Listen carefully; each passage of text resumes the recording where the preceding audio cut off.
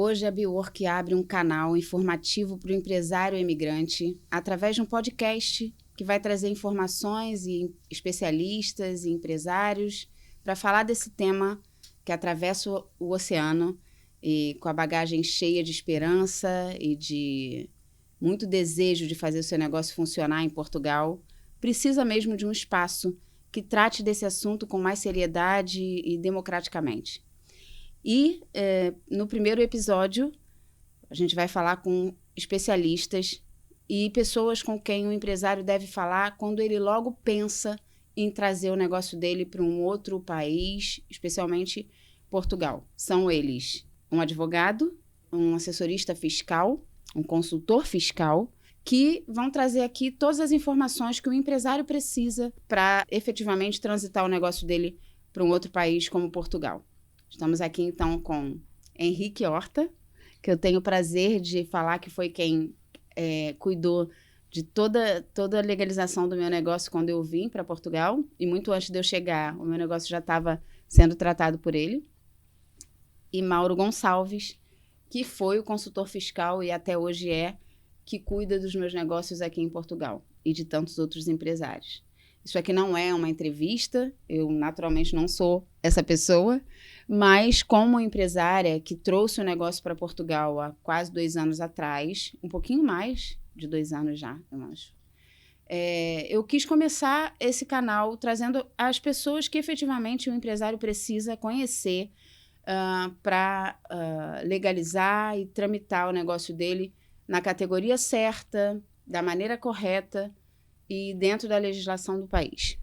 Então, como não é uma entrevista, a gente vai conversar livremente e trazer aqui aquilo que vocês, na condição de especialistas no assunto, têm para falar e informar o empresário que ou já pensa em transitar o negócio dele, em expandir para Portugal, ou que já está aqui e não sabe ainda como fazer para legalizar, em que categoria legalizar, como ele deve fazer. E a gente está aqui para isso, para informar. Essa conversa precisava acontecer. Claro que sim. Então, antes de mais, obrigado por me receberem. Eu faço consultoria fiscal, efetivamente, mais para estrangeiros do que para portugueses, por um acaso qualquer. Reitero a importância de o empreendedor que vem de outro país se informar antes mesmo de mudar de um país para cá. Porque o Código Fiscal português pode ser complexo e as informações que encontramos hoje, toda a gente pesquisa na internet, são vastas, muitas vezes antigas, outras vezes erradas, e então às vezes é preciso até mesmo ter a sorte de ter encontrado as pessoas certas e a informação correta para tomar a decisão de reinvestir, às vezes, toda uma vida noutro lugar e noutro país. Portanto, dependendo do tipo de reinvestimento que a pessoa vai fazer, de empreendimento que a pessoa pretende tomar, todo este processo pode ser mais simples ou mais complexo. Porquê? Porque se o empresário tem uma empresa no Brasil, talvez o primeiro pensamento seja: eu vou abrir uma sucursal da minha empresa em Portugal. Talvez este seja o primeiro pensamento. Mas há um outro pensamento.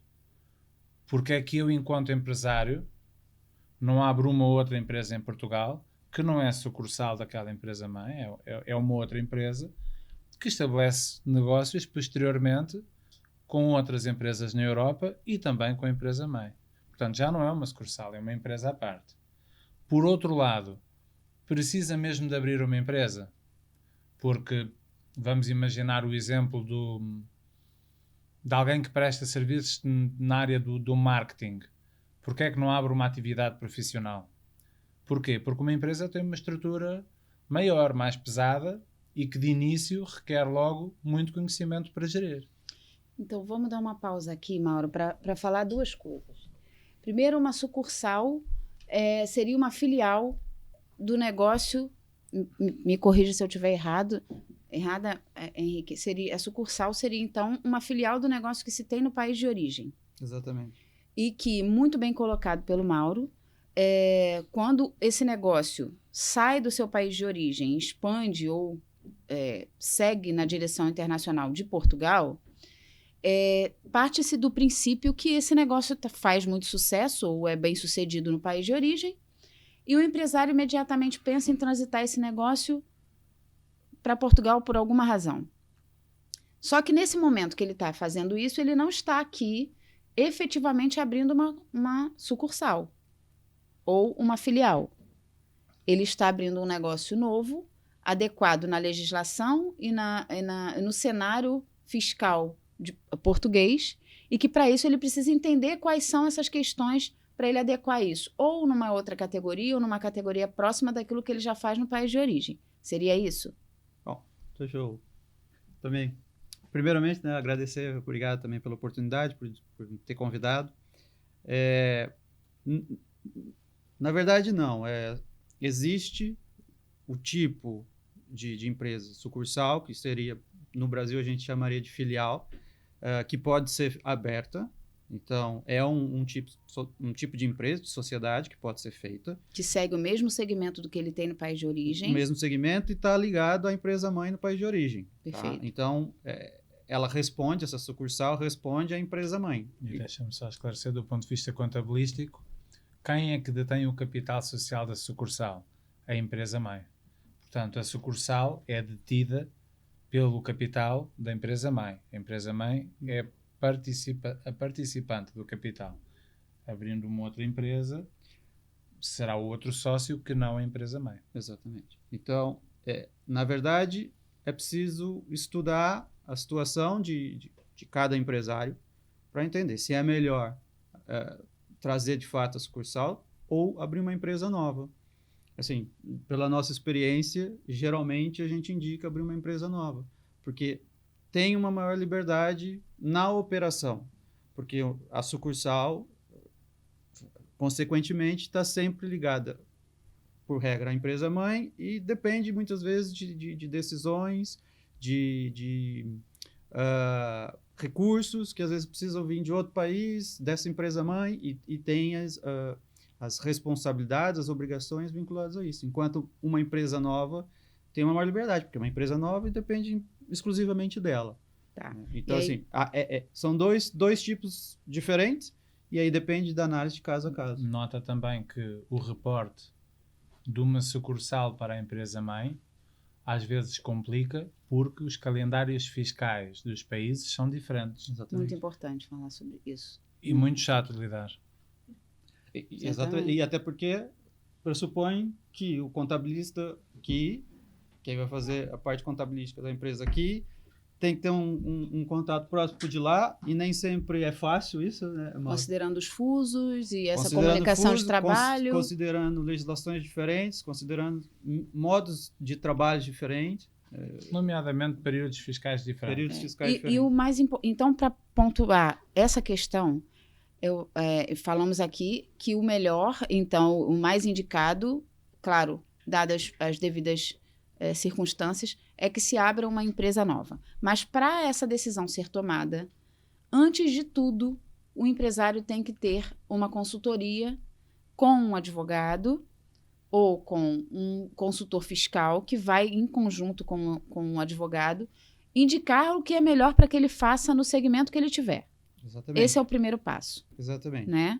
Então, só para a gente deixar muito claro isso, que muitas das vezes o empresário que vem transitar o negócio, ele sai de lá com a cabeça do que ele entende fiscalmente, legalmente do país de origem, mas que nada tem a ver ou mesmo é muito diferente do que acontece nesse ambiente português. Então, os empresários que reforçam aí as estatísticas dos negócios que fecham até o 2º ano de vida, muito tem a ver com essa questão de não passarem por esse processo logo no início, de procurarem não opiniões, mas ajudas profissionais das pessoas competentes para fazerem isso nesses termos, né? Vanessa, efetivamente, há 2 consultas que o empresário deve fazer.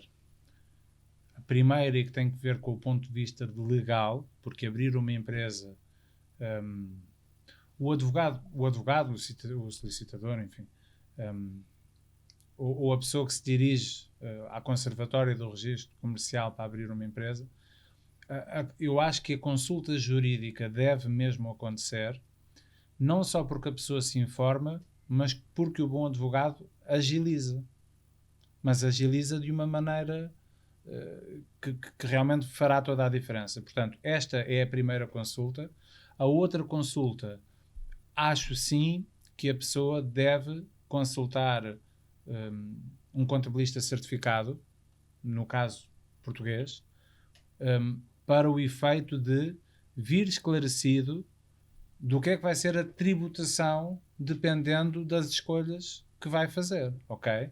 Então deve sim haver uma consultoria jurídica e uma consultoria fiscal para que o empresário venha munido do maior número de informações possível. Não é o que acontece quando eu vejo empresas que já cá estão há um ano, há um descontentamento e quando eu fui a ver a pessoa estava à espera de A e foi B. Portanto, informação hoje vale muito, não é? E não ter a informação é o que custa tão caro Sim. ao empresário que muitas das vezes ele não suporta esse custo logo nos primeiros anos de vida do negócio que ele formaliza. Sem pela dúvida. falta de informação ou até pela informação indevida. Porque a gente também precisa colocar aqui uma questão que é importantíssima para o empresário que está vindo, que tem muita gente que hoje divulga assim na internet. Fazemos assessoria de empresários, né? E olha, é muito barato. Fala com a gente, paga-se... como uma pessoa que vem de fora empreender em Portugal, eu vi muitas pessoas falando isso, com negócios estabelecidos em assessoria de empresários, mas que muitas das vezes não tem essa função legal no país, tá? E fazem a divulgação, quem está fora até acredita, paga-se ou perde-se muito dinheiro com isso. Confesso que eu perdi tá? Alguns, eu e a minha sócia. E, por final, chegamos no lugar que já deveríamos ter ido logo que pensamos em fazer essa expansão, né? Então, é muito importante que o empresário tenha a consciência de que para ele tramitar o negócio dele para qualquer outro país, mas a gente está aqui falando especificamente de Portugal, ele precisa entender que esse ambiente aqui, tanto fiscalmente quanto legalmente, demanda de algumas iniciativas e decisões que precisam ser, que uma vez tomadas, elas terão consequências para ele e para a empresa dele e que, portanto, devem ser tomadas com toda a responsabilidade através de profissionais legalizados, né? E sérios. Especialistas. Né? Especialistas, isso. É importantíssimo isso, Vanessa, e é claro que, como o Mal disse, ele trabalha muito com estrangeiros e eu também. Pronto, acho que pelo sotaque dá para perceber que o Mauro é português, eu sou brasileiro, né? Começamos daí. E pronto, também sou advogado no Brasil há muitos anos. E trabalho muito também com empresários brasileiros, né, que vêm para Portugal, mas também de outros países. E a gente percebe culturas diferentes no tocante à busca de informações de profissionais especializados. E a realidade do Brasil, que a gente conhece mais, porque, pronto, viemos de lá, é que o empresário brasileiro, geralmente, ele não busca uma consultoria jurídica antes de abrir uma empresa. Busca, sim, um contador, né, que, às vezes, faz todo o processo e dá ali alguma consultoria, mas a realidade é que tem a grande parte da constituição de uma sociedade é jurídica. Mas no Brasil, pela forma que é o sistema, o contador faz tudo. Aqui em Portugal, é importante deixar isso claro, que há essa separação. E que bom que há, porque a parte contratual de constituição é uma parte jurídica. E aqui em Portugal se respeita isso, e quem faz essa parte, ou quem deve fazer, ou dar a consultoria quanto a isso, é sim um advogado ou um solicitador, em que pese o empresário poder também ir até uma conservatória e fazer todo o processo. Mas a conservatória vai só fazer o processo de registro, não vai dar uma consultoria do que é melhor, do que não é melhor, das atividades adequadas, dos impostos. Até se cabe ou não ele abrir a empresa. Se é nesse melhor caso, ou não, né? em termos de... Que é importantíssimo também colocar isso, né, Exatamente, Henrique? porque o Mauro provavelmente vai falar, mas existem aí... A gente tem uma média de faturamento que é interessante já ter uma empresa ou ser uma atividade, também geralmente se leva isso em consideração, se faz um cálculo, mas a realidade é essa, que culturalmente, às vezes, o estrangeiro, brasileiro, mas também de outros países, não tem o costume de buscar essa assessoria antes de abrir. E num processo de internacionalização de um negócio, né, de abertura de um negócio em outro país, isso é mais do que fundamental. E geralmente, tanto no aspecto técnico, jurídico ou fiscal, e até mesmo conversar conosco ou com um profissional pode também ajudar até a esse empresário a entender melhor o mercado, porque é um mercado completamente diferente. Totalmente. Qualquer país que você vá abrir uma nova empresa é um novo mercado e é diferente daquele que você conhece. Então, é sempre importante a busca de informações e principalmente com profissionais especialistas, para que quando você chegue ou para que quando você inicie essa atividade ou uma empresa, você esteja mais preparado, tenha uma estrutura melhor preparada para chegar e poder operacionalizar e ter uma chance de sucesso muito maior, né? E para abrir uma empresa, então, Henrique, quando um empresário, independente do segmento dele, tá? Quando ele quer fazer essa primeira consultoria, hoje, em média, ele, estando no país de origem ainda, tá? E quer buscar uma consultoria, ele consegue fazer isso do país onde ele está. Eu consegui, foi assim, né? E quanto isso custa, em média, para o empresário que está fora? Bom, sim, hoje a gente faz consultoria online para vários países. E aí... Em média, tá? A questão de custo, sim, vai depender, né? Se ele vai iniciar com uma atividade, ou se ele vai abrir uma empresa, se vai ser uma sucursal, se vai ser uma empresa nova. Mas digamos que ele não saiba. Mas, em média, para abrir uma empresa hoje em Portugal, colocando custos dos profissionais, nós estamos falando aí entre 600 a 1.000 euros. É o que se gasta, dependendo, porque tem alguns fatores específicos, por exemplo, aqui em Portugal, para abrir uma empresa, quando você vai abrir uma empresa, você pode escolher nomes de uma lista de nome que existe, que o governo disponibiliza e aquilo não tem custo, ou se você quiser colocar o nome, que é o que a gente chama no Brasil de razão social e nome fantasia, se você quer colocar um nome específico, você tem um custo. Se você quer que aquele pedido do nome seja analisado em 24 horas, você tem mais um custo. Sim. Então, vai variar por conta desses custos a mais, sim, ou a menos.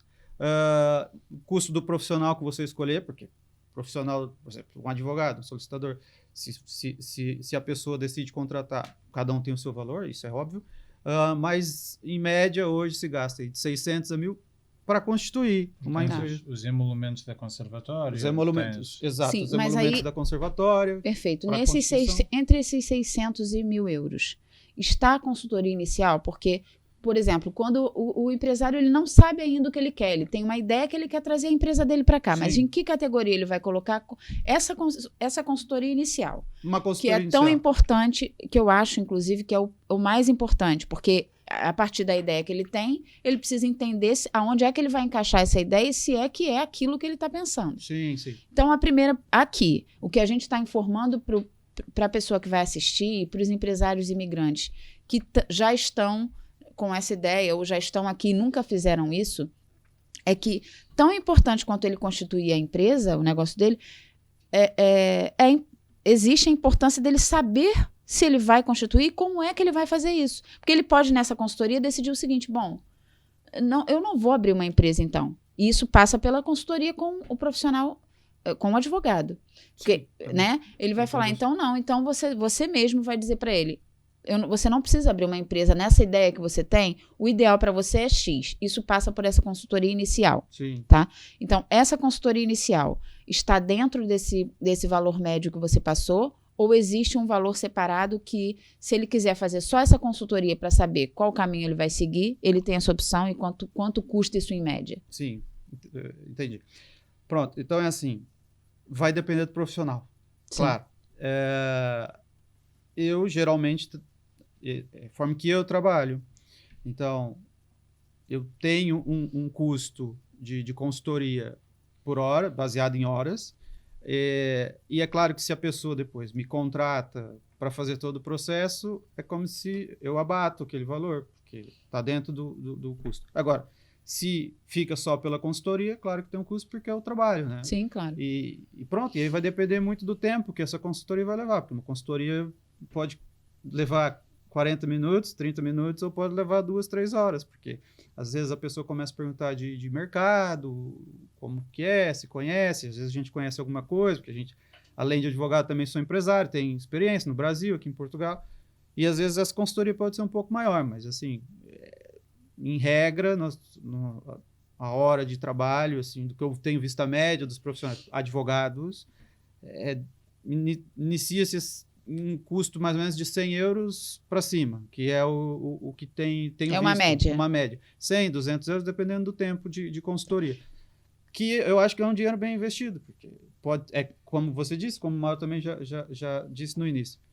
Às vezes a pessoa deixa de gastar e abrir uma empresa porque não há aquela necessidade. Então, aqueles 100, 200 euros que ela gasta na consultoria inicial faz com que ela não gaste 1.000, porque ela pode iniciar com uma atividade e começar o negócio dela, sim. Eu acho que devíamos, inclusive, para facilitar a quem nos vai ver e ouvir, iniciar por falar um bocadinho daquilo que é a forma de empreender em Portugal pelo caminho mais simples, que é a não empresa. É a abertura de uma atividade profissional ou uma atividade empresarial, mas enquanto pessoa singular. Perfeito. Portanto, com o número de contribuinte da própria pessoa, face à abertura de uma empresa, uma sociedade por cotas, se houver um sócio, ou unipessoal por cotas, se for um único sócio, mas começávamos, se calhar, neste primeiro caminho, que é o mais fácil, e que eu vejo que muitas das vezes pessoas que constituíram empresas poderiam ter optado por esta estrutura mais leve. Para começar. Exatamente. Para começar e, se calhar, para continuar. Pronto, então reparem. Primeiro pressuposto, eu tenho que ter o número de contribuinte português. É a primeira coisa que tenho que fazer. Que é como se fosse o CPF no Brasil. No Brasil é como se fosse o CPF. Ok.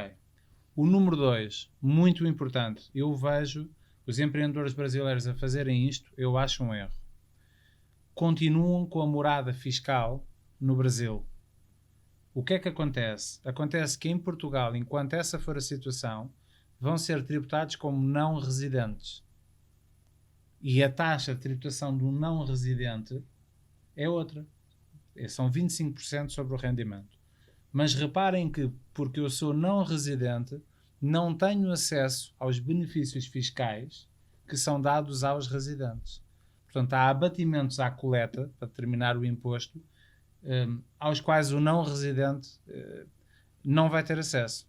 Portanto, o empreendedor deve tirar o número de contribuinte e, para abrir atividade, em vez de procurar um representante de IVA e abrir atividade através de um representante de IVA, que inclusive para quem o representar em matéria de IVA pode ser um erro, porque se eu for representante de IVA do Henrique e se o Henrique não pagar os impostos, eu sou obrigado a pagar por ele. Então, isso é o representante fiscal. Não. Representante de IVA, para efeitos de abrir uma atividade. Oh. Quem não tem morada fiscal portuguesa só abre atividade com um representante de IVA. Eu acho que não deve ser esse o caminho. O caminho será: muda a morada fiscal para Portugal, sim, é tributado como residente e abre atividade como um profissional ou como um empresário.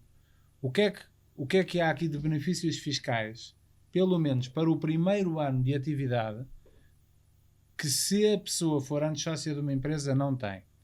Por exemplo, o residente fiscal que abre atividade tem 12 meses de isenção de segurança social. Durante um ano não faz contribuições obrigatórias para a segurança social. Se abrir atividade com um código de atividade profissional e não empresarial, no primeiro ano só 50% dos rendimentos é que são tributados. E se por acaso abrir no regime simplificado, em vez de abrir no regime de contabilidade organizada, entra num coeficiente, por exemplo, para a prestação de serviços, em que 75% dos rendimentos são tributados e 25% são considerados automaticamente como despesa. Significa isto o quê? Que para alguém que chega com uma atividade que é profissional, um eletricista, um canalizador, um advogado, um economista, um arquiteto, que abre uma atividade profissional e que vê que no primeiro ano não paga segurança social, tem 50% dos rendimentos isentos de tributação. Dos outros 50%, só 75% é que são tributados. A pessoa que chega e opta por abrir uma empresa para aquilo que ia fazer, deu um grande tiro no pé. Foi. Exatamente. Essa é a importância de uma consultoria. Da consultoria. Esta é a importância da consultoria. E nessa consultoria ela já vai muito carregada de todas essas questões fiscais. Sim, exatamente. Que, naturalmente, o advogado, em parcerias e sabendo de toda essa questão fiscal do país, vai prestar toda a informação necessária para o empresário que não sabe sequer qual o imposto que ele paga aqui ou que ele tem que ter NIF. Muita gente não sabe disso, da importância de tirar o NIF quando chega ao país ou quando pensa em transitar para cá. E da alteração da morada fiscal. Da alteração da morada fiscal é muito importante. Olha, isso também. Assim, a gente vê, né, o que é falado nas redes sociais, na internet, e muito, assim, tem gente que realmente não sabe. Mas há muita divulgação de que o NIF é o principal documento que tem que ter. E o NIF nada mais é que o número de contribuinte fiscal. Mais uma coisa que pouco se fala, e aqui bem dito pelo Mauro, é a alteração da morada. Muita gente não sabe que precisa. Não sabe mesmo. Eu recorrentemente, tem clientes que me perguntam, principalmente brasileiros, que me perguntam, eu não alterei minha morada fiscal, eu vou receber uma multa. Não é uma multa, não recebe uma multa. Você vai ser taxado como não residente, você vai pagar mais imposto. Então, se, de repente, a pessoa nem ia pagar imposto porque era isenta, ou ia pagar com uma taxa com um escalão menor, que é a alíquota, que é o escalão, agora não, vai pagar direto 25%, que pode ser muito mais alto do que o escalão mínimo é 7%, Mauro. 7%. Então, ao invés de pagar 7% como residente, ele vai pagar direto 25% de imposto. E pouca gente sabe dessa questão da alteração de morada fiscal. Claro que a gente tem aí uma questão que só altera a morada fiscal quem está legalizado ou em processo de legalização. Mas esse é um outro assunto.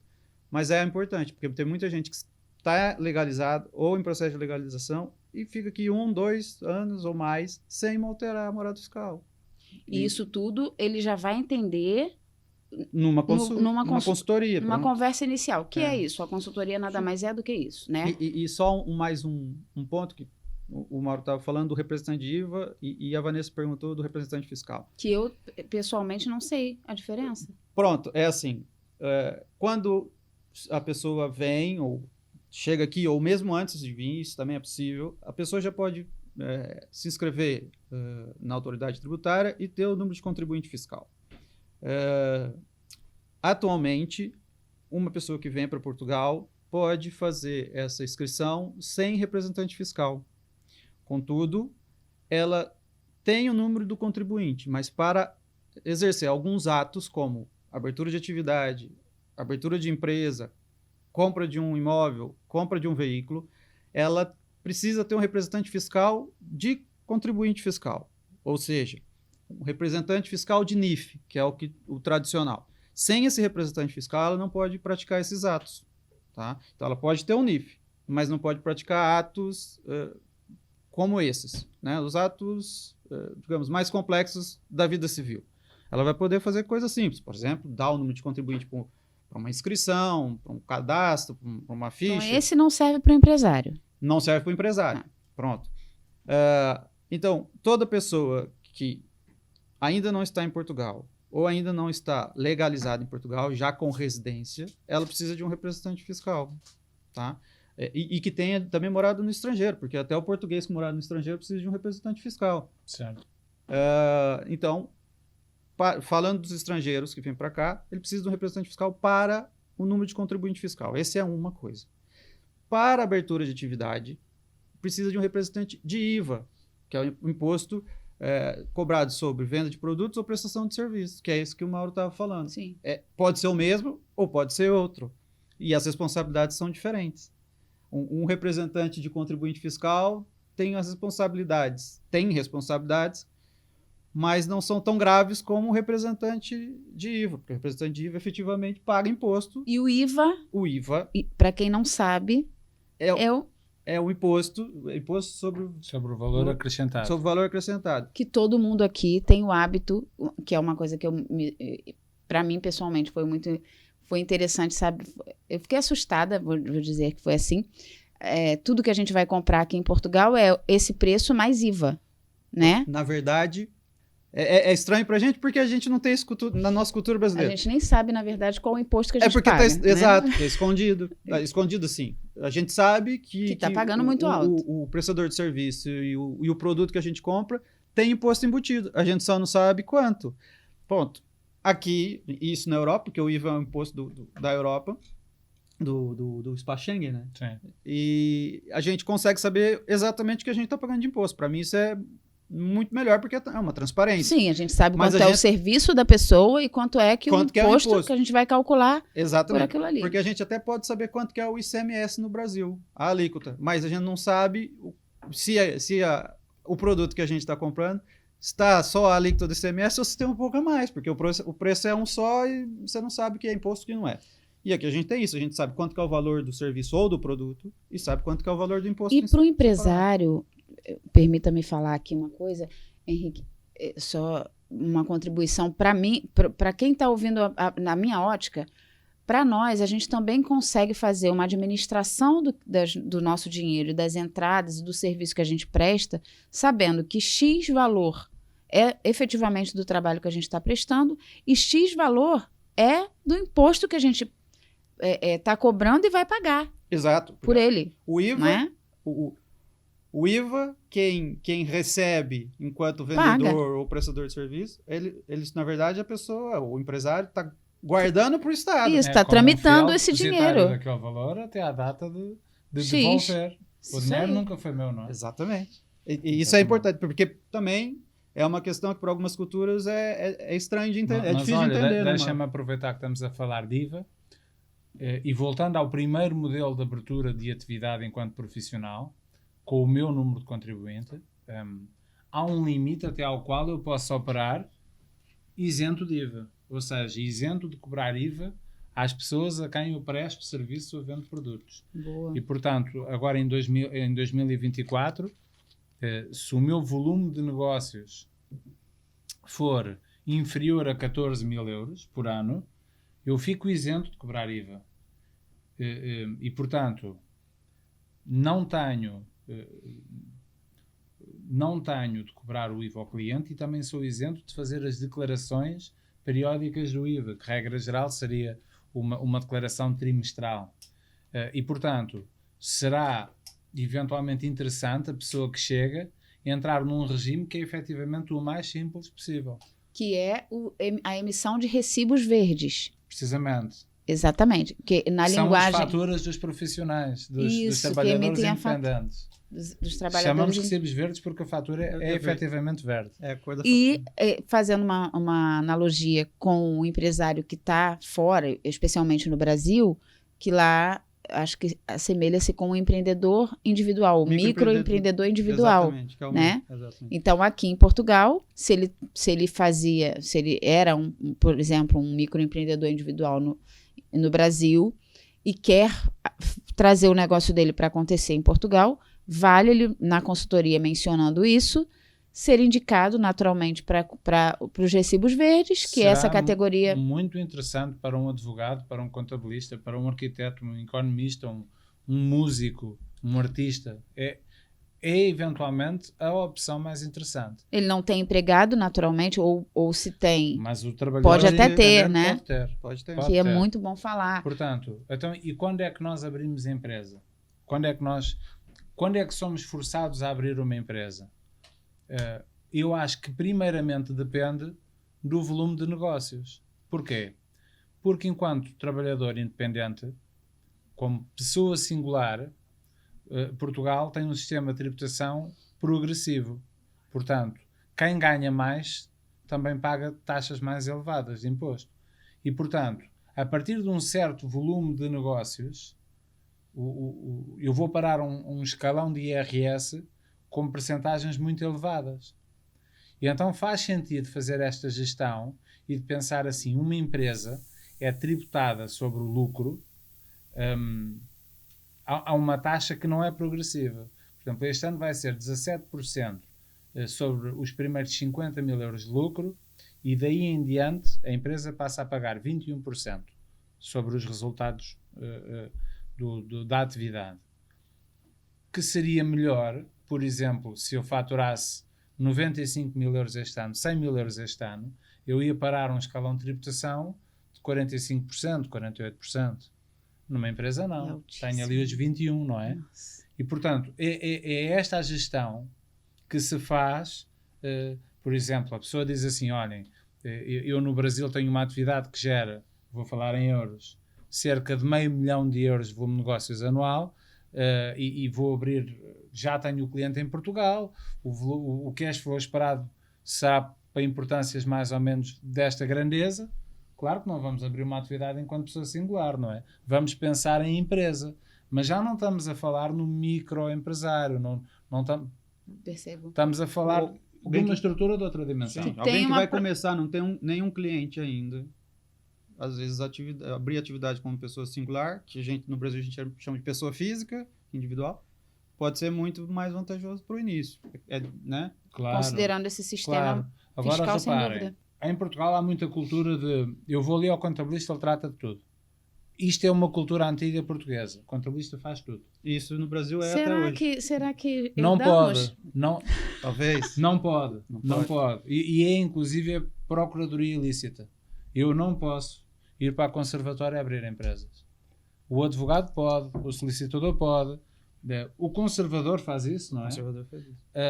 O contabilista não. E eu sempre separei muito bem as águas. Eu tenho parceria com escritórios de advogados. O Henrique é um dos advogados com quem trabalho. E é precisamente esta a parte de eu quero constituir uma empresa. Sim, senhor. Há todo um procedimento legal que tem que ser outro profissional a fazer. E acho que era uma altura boa para o Henrique explicar o procedimento a ter para quem quer abrir uma empresa. Sim. Então é assim, feito uma análise da situação de cada pessoa, de cada empresário, e tomada a decisão que é melhor abrir uma empresa, ou já é a hora de abrir uma empresa, o procedimento funciona da seguinte maneira. É preciso fazer o ato constitutivo dessa sociedade, que pode ser uma sociedade por cotas, quando há mais de um empresário, ou uma sociedade unipessoal por cotas, quando é uma pessoa só. Claro, tem outros tipos societários, mas esses são os mais comuns. Depois a gente tem também a sociedade anônima, associações e tal, mas que são questões específicas e também para tipos de negócios, às vezes, maiores. Mas, regra geral, o que se mais faz são a sociedade por cotas ou unipessoal por cotas. É a constituição da empresa, então. Exatamente, né? E os tipos societários. Pronto, então o primeiro passo é fazer o ato constitutivo, ou seja, o contrato social da empresa, que é onde vão estar ali as regras da empresa, quais são os objetos sociais da empresa, o que a empresa vai fazer, quem são sócios, o valor do capital social inicial da empresa. Muito conhecido como contrato social. É o contrato social, contrato exatamente social. O contrato social. Pronto. Além desse contrato social, é feito também alguns outros documentos que são obrigatórios aqui em Portugal. É uma declaração de aceitação da gerência e não impedimento. Então, aquela pessoa que vai ser nomeada gerente, que pode ser um dos sócios ou uma pessoa externa, precisa assinar essa declaração de aceitação do cargo de gerente. E também é feita uma outra documentação de identificação dos sócios e dos órgãos de direção, ou seja, o gerente, se tem um diretor, enfim, mas geralmente são os sócios e os gerentes. Como eu disse, sócio pode ser um gerente ou pode ser um gerente externo. Esses 3 documentos, junto com a identificação dos sócios e de um gerente externo, se for o caso, são levadas, então, a registro, né? Mas, voltando um pouquinho, ponto importante, que eu já até mencionei, é a questão, primeira, do nome. Então, Quando a gente vai fazer essa documentação, um passo que pode ser concomitante a essa documentação ou anterior é a escolha do nome. Então, aqui em Portugal, tem a opção de uma escolha automática do nome, que é uma lista, efetivamente uma lista com vários nomes. Estranhos. São, assim, eu quero acreditar, eu não tenho certeza, mas eu quero acreditar que aquilo é um computador que faz, porque eu não sei Também se existe quero uma pessoa acreditar. que consegue Não. fazer aquelas combinações. Mas são nomes completamente sem sentido, aleatórios. Aleatórios. Mas, enfim, é gerada essa lista, você pode escolher lá. Mas, São e nomes... é importante também falar, é por segmento? Não, né? Não. Ele gira, pode ser... Pode ser para qualquer tipo de negócio. É. Você pode ter um nome que Não, parece que é uma A coisa casa e é da outra. mãe Joana é um escritório Pois, de contabilidade. pode ser. Exatamente. Ninguém sabe, mas é isso. Exatamente. E esse é o nome firma, é o nome que vai constar em tudo que é da empresa. Aqui também há a possibilidade de você ter uma marca, registrar uma marca e usar aquela marca. Mas o seu nome, firma, denominação social, é esse nome, que pode ser escolhido nessa lista. E que não paga, né? Hã? Nessa lista não paga. Não Não tem paga. custo. Não paga e é feito um processo automático. Vai ser aceito aquele nome, porque já está pré-definido, e você consegue fazer a constituição da empresa. Quando você quer escolher um nome, né? Desculpa. Se você também usar o seu nome próprio, também pode ser. Então, meu nome, Henrique Horta, Unipessoal Limitada, também vai automático. Porque é muito difícil que haja algum conflito com outro nome. Tá? Agora, se eu quero escolher um nome, por exemplo,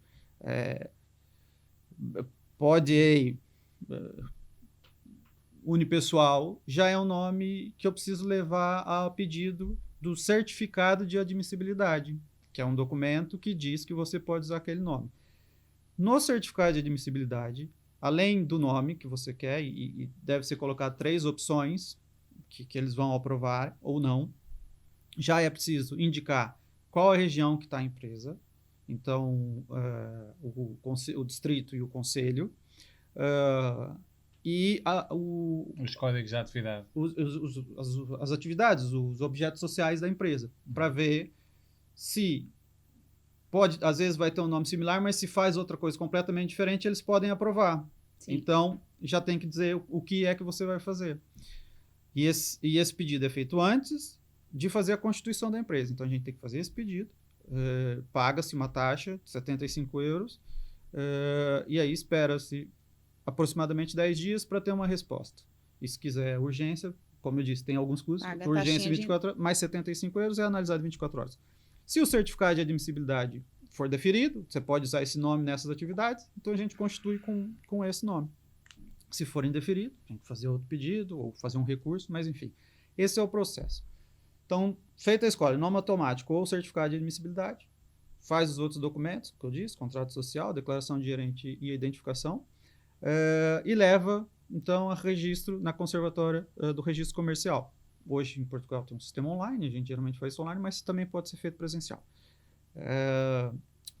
Feita a constituição, deferida a constituição, passa-se, então, a fazer um outro documento, que é o RCBE, o Registro Central do Beneficiário Efetivo, que antigamente se identificava os sócios e os órgãos de direção, agora mudou, são só os órgãos de direção, então só precisa identificar gerentes e diretoria, se houver, mas é uma declaração para o Ministério da Justiça de Portugal, também mais uma identificação para o Ministério da Justiça saber, principalmente por conta das leis de branqueamento de capital, eventualmente terrorismo, não é? eventualmente financiamento ao terrorismo, enfim. Uhum. Então é feito isso para o Ministério da Justiça saber quem é o gerente ou os diretores daquela sociedade. E com o ato de constituição, que é a certidão permanente da empresa, no Brasil a gente tem o cartão CNPJ, que é a certidão permanente, que tem lá as informações e todas as alterações. Acho que é a certidão vieram. permanente também, não? É o cartão de CNPJ? O nosso é o cartão de CNPJ só. Sim. Aqui é interessante porque a certidão permanente traz as informações, como o número do contribuinte fiscal da empresa, o endereço, o objeto social, mas traz também toda a informação dos atos que ocorrerem com a empresa. Então, se houve alteração da empresa, se houve cessão de cotas, se apresentou as contas do ano, é mais completo, né, que o nosso cartão CNPJ. E todo mundo tem acesso. Sim, é um código que você tem. Esse código tem tempo de validade, então geralmente é anual. Depois você renova, paga uma taxa e renova. E com a certidão permanente e o RCBE, aí a empresa, né, o gerente da empresa, vai então abrir a conta da empresa, que tem que ser feita em 5 dias após a constituição da empresa, então tem um prazo, para depositar o capital social, que efetivamente tem que ser depositado, tá? No Brasil a gente sabe que as pessoas colocam capital social e às vezes é fictício, mas aqui efetivamente aquele dinheiro tem que entrar na conta. Então, se abrir uma empresa com €1, que é o mínimo, E que legalmente é possível, que legalmente é possível, não faz sentido. não é indicado, mas é possível. Inclusive, eu já vi uma empresa com capital de €1, mas não faz qualquer sentido, porque aquilo, se você vai pedir um crédito ou vai fazer um negócio e alguém vê, mas tem um capital social de €1, é meio complicado, mas enfim. Mas se for €1 ou 10 mil euros, esse dinheiro tem que entrar na conta quando da abertura da conta E bancária. como o empresário faz isso, Henrique, fora, não estando aqui em Portugal?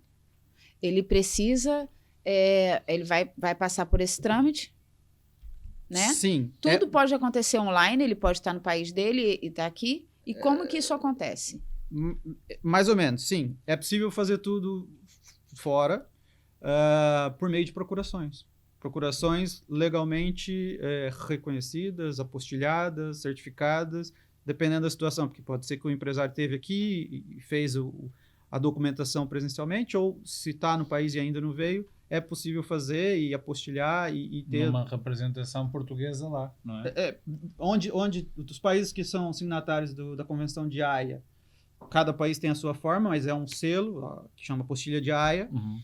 E os países que não são signatários vão a uma embaixada ou um consulado ou representação de Portugal e fazem também uma certificação desse documento e envia para a gente. Assim.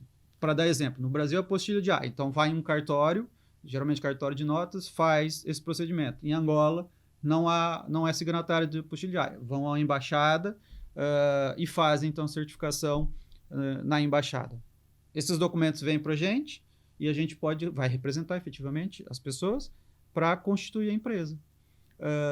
Pronto, e aí... Pode, inclusive, fazer a abertura da conta bancária através de um procedimento Inclusive Isso por procuração, caso o empresário né, da sociedade ainda não possa ou ainda não vá vir para Portugal, também envia a procuração para a gente fazer a abertura em representação da sociedade, né, do gerente da sociedade em si. E a partir daí entra o contabilista, a contabilidade. Sim, pronto. Por exemplo, eu creio que o primeiro ato contabilizável que aconteceu foi o depósito do capital social, que deve ser, pelo menos na proporção das despesas que já foram efetuadas. Porque vamos lá ver, existem os emolumentos a pagar à conservatória. As despesas, imagina que a pessoa... Teve com um advogado? Pronto. Paga os honorários dos profissionais que ajudaram. E estávamos a falar que a pessoa gasta entre 600 a 1000 euros para constituir uma empresa. Então, quem é que pagou? Pagou o sócio. O capital social deve ser pelo menos suficiente para cobrir esta despesa. Porque senão, então, foi pago com que dinheiro? Exatamente. Então, a realização do capital social tem que servir pelo menos para cobrir estes custos iniciais. E nós, quando estamos a constituir a empresa, podemos escolher realizar o capital em X dias úteis ou pelo menos até ao final do exercício económico em vigor. Porque, por exemplo, olha, eu vou abrir uma fábrica e qualquer coisa e vou gastar 20 mil, 30 mil, 40 mil euros. Então eu tenho até ao final deste exercício para subscrever e realizar este capital social. Quando finalizamos o procedimento de abrir uma sociedade, saímos da conservatória com o Pacto Social, com uma certidão permanente, posteriormente com o RCBE, que poderá ser feito por um advogado, um solicitador, um notário, e o banco vai pedir a certidão permanente, o Pacto Social e o RCBE. Estes 3 documentos, mais a identificação do gerente. Basta o gerente, não é preciso os sócios para abrir a conta bancária. Bom, o que é que acontece? Conta bancária aberta, temos 15 dias para abrir atividade nas finanças da sociedade. 15 dias a partir do momento de constituição da sociedade. Portanto, a partir do momento em que a conservatória diz, sim senhor, a sociedade foi aberta. Abrindo atividade, porque é uma empresa e porque tem a contabilidade organizada, caímos aqui em todo um sistema de tributação que requer que o empresário se debruce um bocadinho a estudar. Porque, repara, porque presta serviços ou vende bens, temos o primeiro imposto com que lidar, que será o IVA.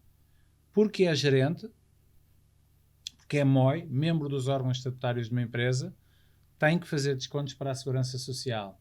Então, a entidade tem um número de Segurança Social, mas o empresário também tem que ter um número de Segurança Social.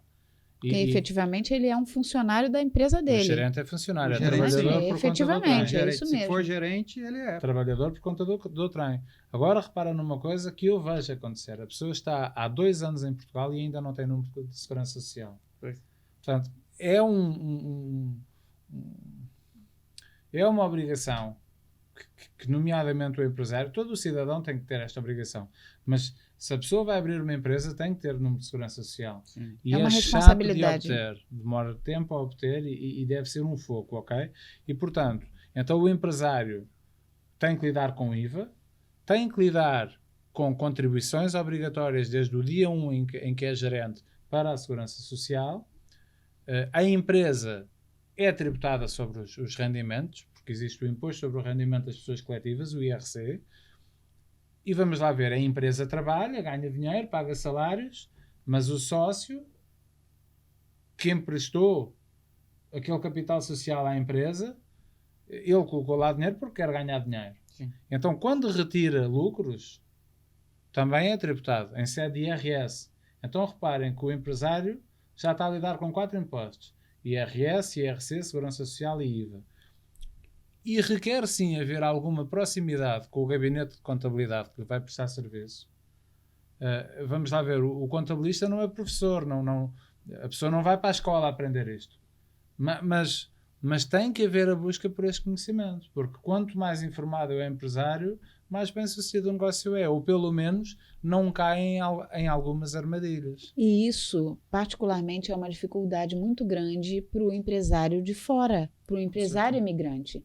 Então, se ele não tiver isso exatamente que você está falando, Mauro, uma proximidade do escritório que o acompanha, ele vai entrar no ritmo de trabalho, de vida que muitas vezes ele traz do país de origem e que efetivamente não é bom para os negócios dele no país. Não é. Porque ele lida aqui com um ambiente contábil e fiscal e legal totalmente diferente do que do ritmo diferente. E das questões que ele vivia antes. Tudo diferente. Né? É muito importante. E assim, essa contribuição, tanto fiscal quanto legal, para o empresário que está iniciando o trabalho dele aqui em Portugal, ela não é uma questão que a gente tem a opção de fazer ou não para o seu negócio dar certo. Vocês disseram que é fundamental, mas eu, enquanto empresário, digo que é indispensável.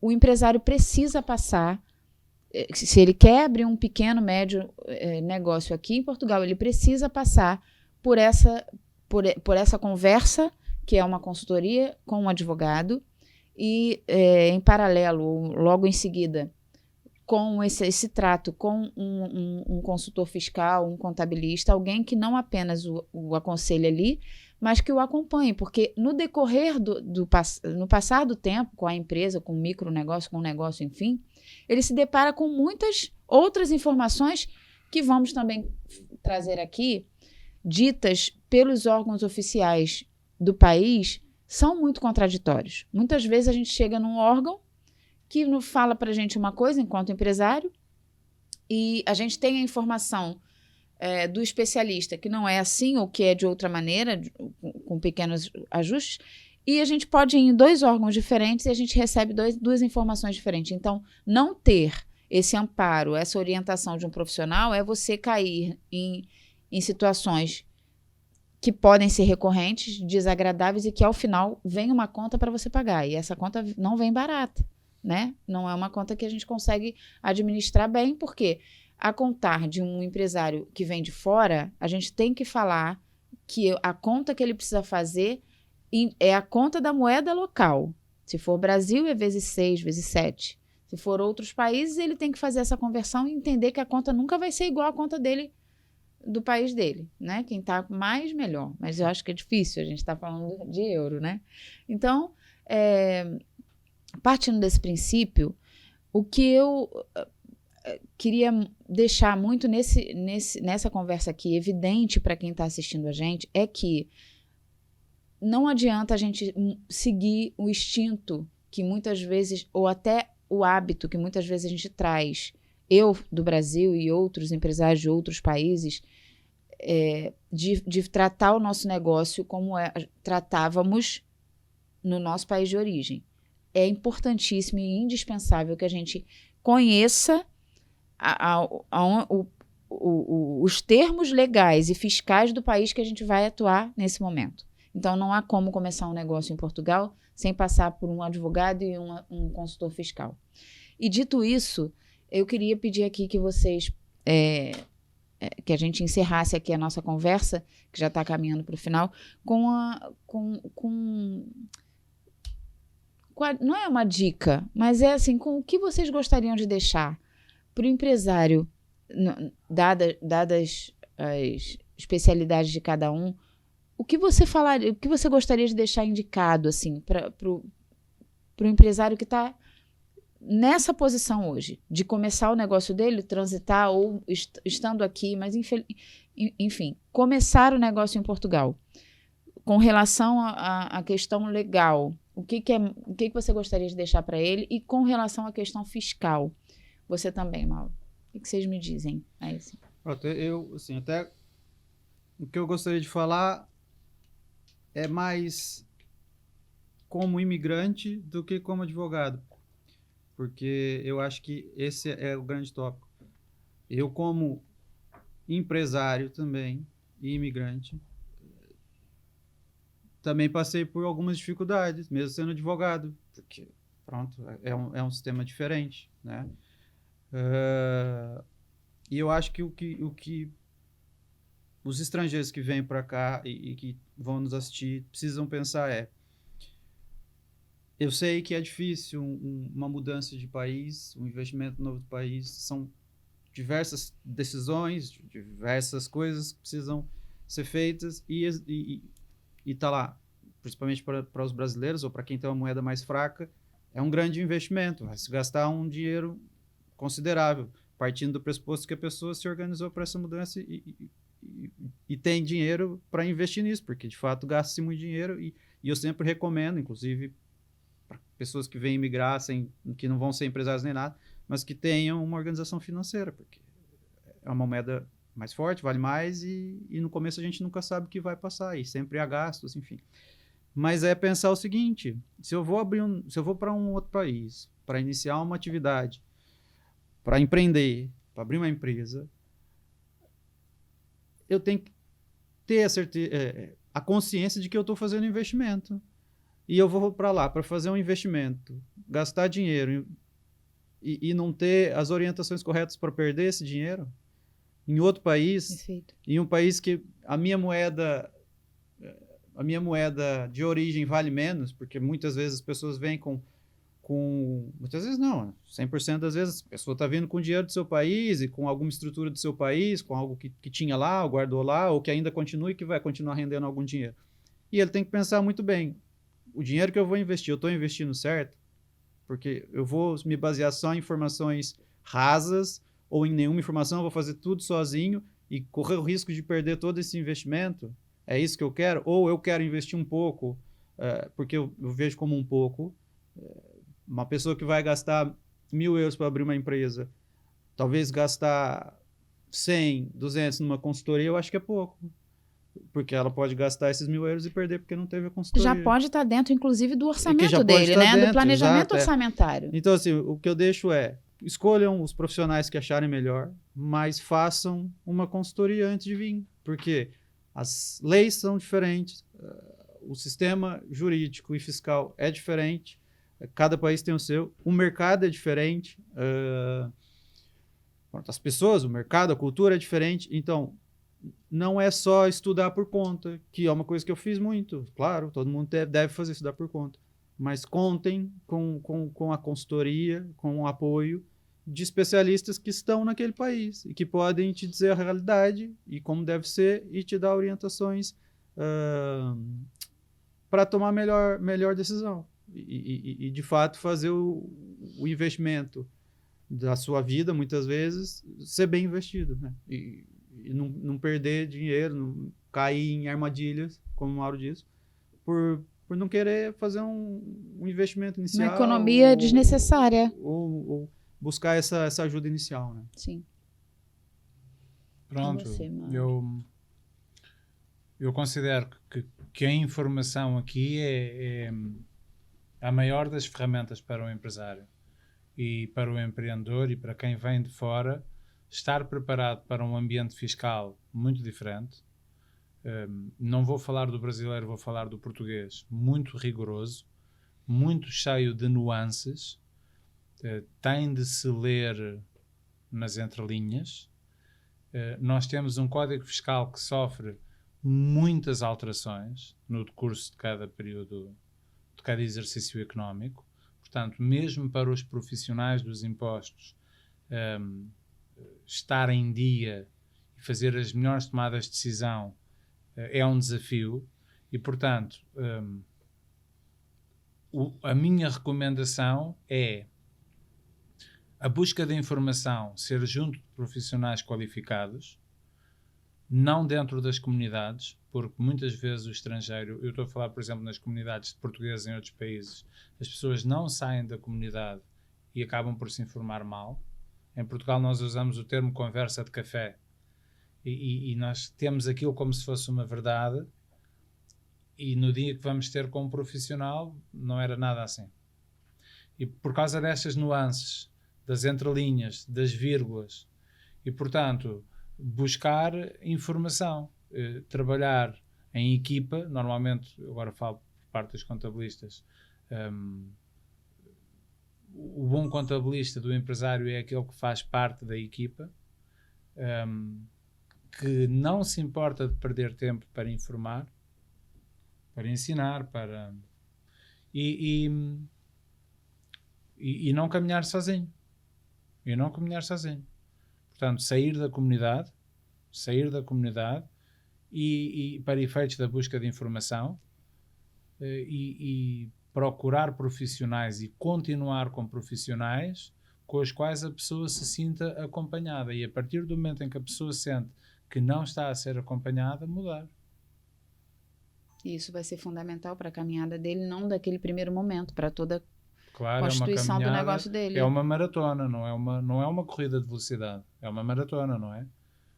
Temos, se calhar, o primeiro ou um segundo ano em que os objetivos primeiro são fundar, são ganhar a estrutura. E de muito investimento, né? Sim, não só financeiro, de energia, de tempo. Sim, de tempo, e é precioso. E de aprendizado. Muito Exatamente. Aprendizado, era exatamente isso.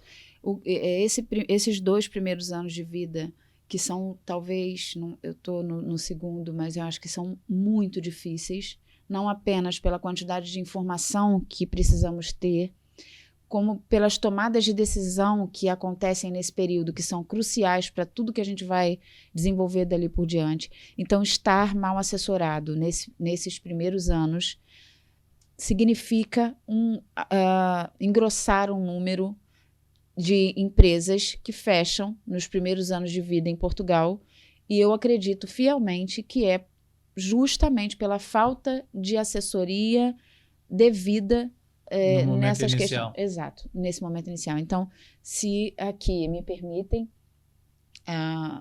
quero agradecer imensamente a contribuição de vocês para esse canal, que está sendo aberto para informar da maneira mais singela e mesmo simples ao empresário que está transitando o seu negócio para cá, ou como disse desde o início algumas vezes, já está aqui, mas se vê perdido, porque muitos empresários estão aqui, receberam informações equivocadas, ou nenhuma, ou seguiram o assistente Google em todo o tempo, né? E continuam. E continuam errando. Eu acho que ainda dá tempo de procurar profissionais que possam ajustar e seguir, né? E alinhar para que sigam. E como empresária dessa categoria, eu penso que falar sobre empreendedorismo imigrante é totalmente diferente do que falar sobre empreendedorismo. Porque o empreendedorismo, quando faz a mala e atravessa o oceano, ele tem um desafio muito diferente daquele do qual a gente entendeu e conheceu no nosso país de origem. Com certeza. E esse canal é para isso, é para tratar das peculiaridades do empreendedorismo imigrante, que hoje em Portugal tem muito, muito valor na economia, na sociedade portuguesa. Existem órgãos portugueses que hoje dão imensa atenção ao empreendedorismo imigrante, como a ACM e outros órgãos, o Alto Comissariado de Migrações. A gente consegue encontrar ali muitas informações, mas que, sem a devida consultoria e sem a devida assessoria, são informações que a gente também não entende, né? Porque trata de muitos assuntos que a gente nunca teve acesso antes. Uhum. Então, o que para mim fez grande diferença, e eu trouxe vocês como os primeiros contatos que o empresário precisa mesmo ter em Portugal, que é um advogado e um consultor fiscal. Isso para qualquer negócio, seja o unipessoal ou uma empresa com sociedade por cotas, e que fique aqui registrado toda a minha gratidão a esses profissionais que aceitaram o convite de estar aqui, porque me acompanham bem antes de eu chegar e até hoje recebem minhas ligações, né, Mauro? E eu não apenas recomendo esses profissionais, como eu faço aqui deles as minhas palavras em todos os sentidos de ajuda àquelas pessoas que estão efetivamente empreendendo em Portugal e trouxeram seus negócios de fora de Portugal, e que tanto a Biwork, que é um espaço de negócios preparado para receber o empresário imigrante com disposição e disponibilidade de vários serviços, quanto esse canal totalmente informativo para o empresário imigrante, estão constituídos para isso, para informar de forma direta e com assuntos realmente relevantes, pouco democratizados, mas que estamos aqui para isso. Então, a todos que assistiram, aos meus queridos convidados, obrigada, e a todos que estiveram aqui com a gente também, muito obrigada, e até a próxima.